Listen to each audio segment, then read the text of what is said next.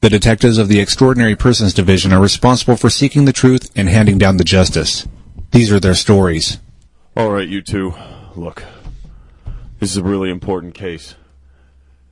We just got word from ZYQT that there has been a hijacking of their radio station. So that's why we need you two, Frequency Man and you, Antenna Man, to investigate this case. Okay. Yes, that's exactly why you're needed, Frequency Man. So, we have everyone alerted to expect you down at the radio station, ZYQT. ZYQT, yar. Yeah, yes, that's local sports talk. So, you know how important it is that we can't have the city's sports teams, their news not getting out. So you have to get to the bottom of this. Yar, people love their sports in Philadelphia. This is a big problem. We'll take care of it. Yeah, that's why I have you two on it. Thank you, Captain. Yeah, so, I come in, I do the morning shift, and, I gave out a special birthday wish to my wife today, and when I got home, she hadn't heard it. And I started talking to people, and nobody had heard any parts of my morning show at all. Have you checked the antenna? Well, I mean, I left the building and looked at it, and it's still there. So what sort of frequency is it broadcasting from right now? 1,580 watts? Is it broadcasting from 1,610 kilowatts? What kind of frequencies is it broadcasting right now? You got a good ear there, Frequency Man. We're broadcasting at 1,600. 1,600? Yeah, 1,600. 1,600. Gonna write that down in my detective notebook. And I put it right back here in my mental Rolodex. Yeah, but, I mean, just as far as I knew, everything seemed normal on my end. Now, tell me, Mr. Bertolucci, when you came in, did you notice, any strange figures maybe hanging around the radio station or maybe exiting the building? Any unfamiliar faces?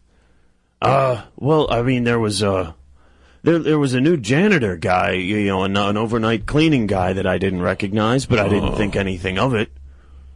Well, Mr. Frequency, did you notice any panels hanging down from the ceiling? Perhaps maybe some tampering of the wiring that leads up to your transmitter.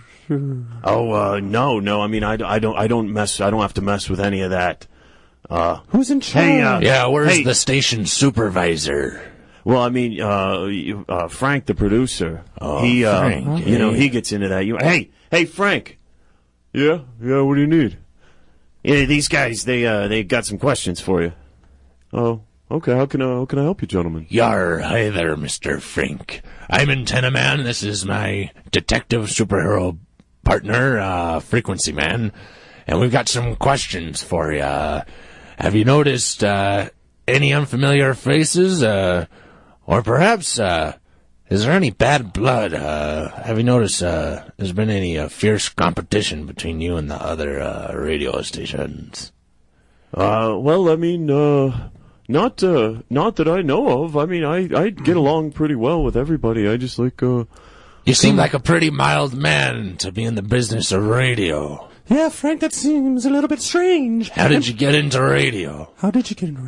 Oh, well, my dad was the original owner of the station, and I just sort of started working here out of high school, and then when he sold it, I just stuck around. Well, listen to us right now. Tell us the 10 most common frequencies used by radio stations in this country right now. Oh, well, I mean, that's pretty easy. 665, 782, 435, 1020, 1140, 1220, 1810, 1710, 1600, which is ours, and 1322. You know your stuff, Mr. Frank. I've been a radio man for a long time. About how many years would you say? Oh, well, I'm 43 now, so I've been doing this nigh on 25 years. 25 years in the radio business, and you haven't made any radio enemies? That's impossible. Frequencies are stolen. Frequencies are taken, and frequencies are jealously. Now that you mention it, there was a guy here about 10 years ago who I just. Wait a minute! Look at Frequency Man. He's. You see when he's vibrating like that, he's picking up some kind of signal, a very peculiar signal. Doesn't happen often. No. But I recognize it. It'll be a while till he comes out of it. Oh. Now, go on, as you were saying.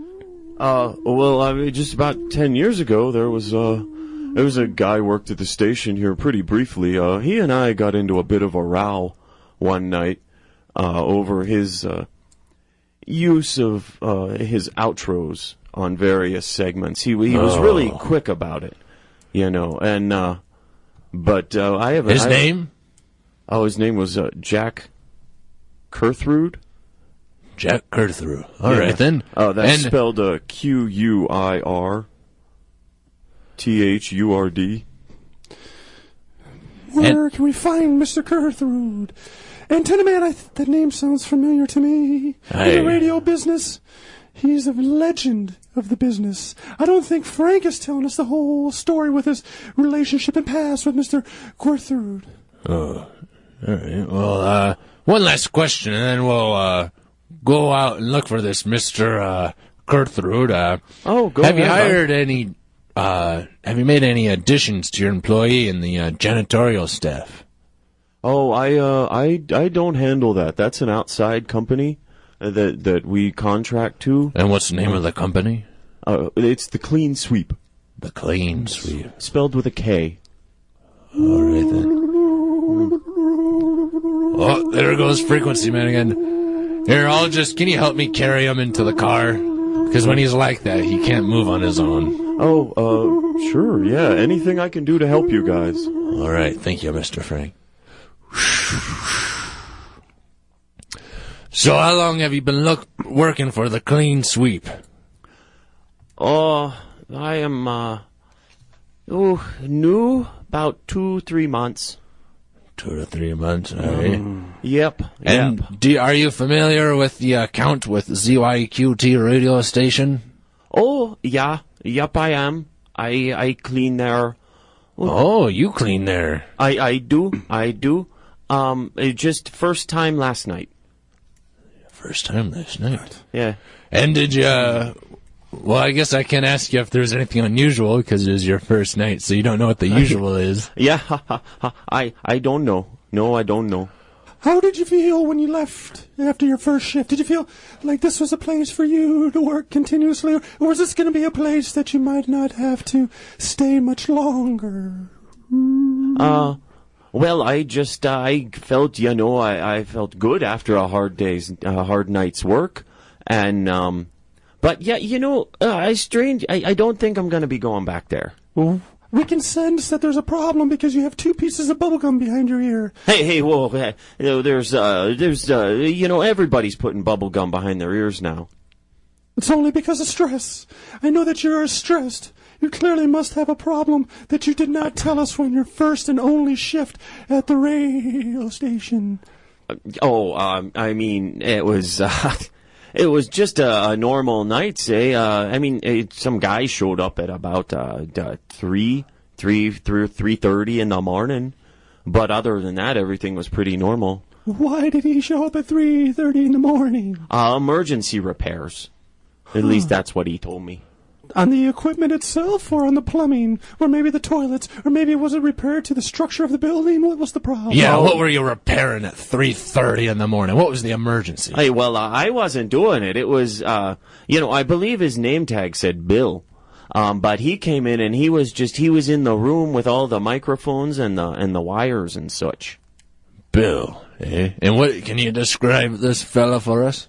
Oh, well, he was extremely skinny. His mama must not have fed him a thing. And, skinny, eh? Yeah, he was real skinny. I mean... Like a rail? Yeah, very, very, like rail thin. Almost wire thin, you might say. And, just jet black hair. And jet black hair, yeah. All right. Thank you very much, Mr. O'Neill. we're going to be heading back to the station here, and you might hear from us. Here's our card if you remember anything. Okay, I'll be sure to give you a call. Listen, Captain, we need a background sheet on a Jack Corthard. We think he might be responsible for this disturbance at ZYQT. Well, okay. I can run that for you guys. Okay, we appreciate that, Captain. Normally you give us a little bit of a pushback, but the evidence is so solid that there is no reason for any pushback. Just saying. Well, you don't need evidence to run a check on a guy. I mean, that's what we're here for. We're putting information together for you two. Okay, here, we got that report back. Yeah, it looks like this Jack Corthard, looks like he's employed down at... Oh. What? Well, that's what is it, weird. Captain? It says he's an employee of ZYQT on here, and then that was up until about 10 years ago, and then it's blank. There's nothing after that. It just his last known address was over in Coppertown. Coppertown. Yeah. Isn't that what they used to make antennas out of, Mr. Antenna Man? I'm all too familiar. That's where the accident happened and where I gained my superpowers. We all know that legendary story. Ooh, that's how you gave me the ability to have frequencies as well. Ooh. That's right. Who knew that a night of passionate lovemaking would turn into a cataclysmic freak incident with us gaining superpowers? And for being partners. And on every single crime. Yes, we're both professional partners and romantic partners. Partners in every sense of the word. We see the detectives walking toward the front door of a rundown shack in Coppertown. Oh, I just noticed something up on the second floor. What is it? I couldn't tell exactly, but it's some kind of shadowy figure. I think we should be careful. I sense a mechanical resonance going on the floor. Maybe it's multiple shadowy figures in perfect harmony, like in a dance club, bouncing up and down. Ooh, I sense it. You're all triangulate with other antennae in the area and try to get a phonographic image. Perhaps you can use the cockroaches and the ants in this place as their antennas and beam into their abilities in order to see exactly what's going on. Great thinking, Frequency Man.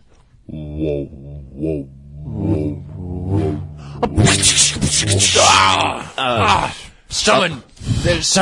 Someone's disturbed the signal. They're inside. We gotta go in there right now, Frequency Man.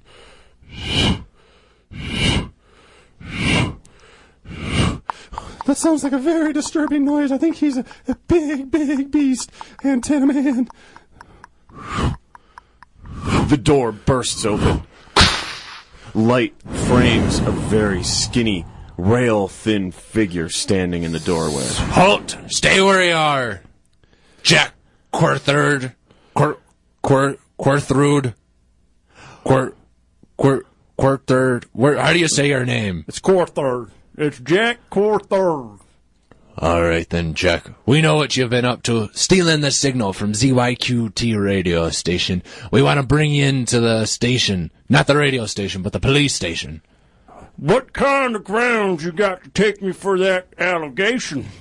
Well, we've got motive, because you're an unruly person that disappeared, and that's kind of suspicious.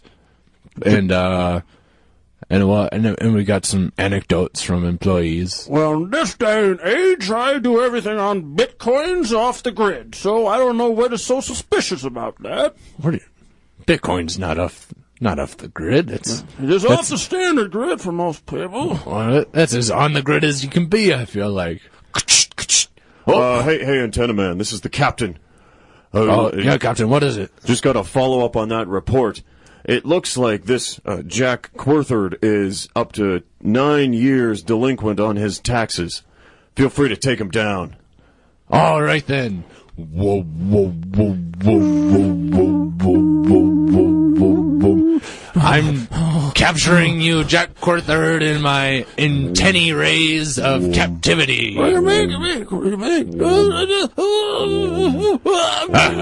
Yes, that's right. The frequency is such that it vibrates your bones so that you can't control them anymore.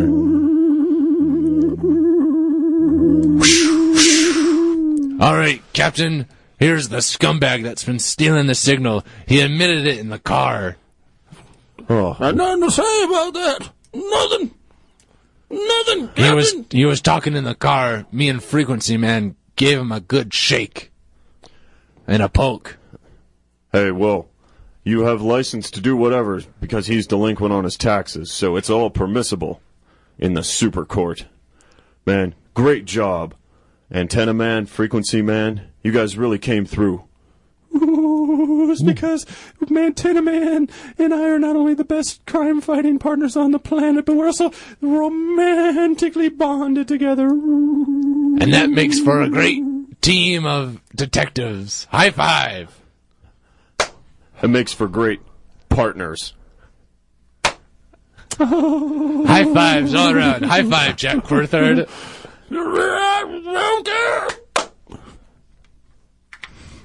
All right. Well, you two can finish your paperwork and take a well-deserved day off. As this is one day that justice won't be preempted. You've been listening to Truth and Justice, a Richard Lupine production. After the break, stay tuned for Talking Points with Shabazz Davis.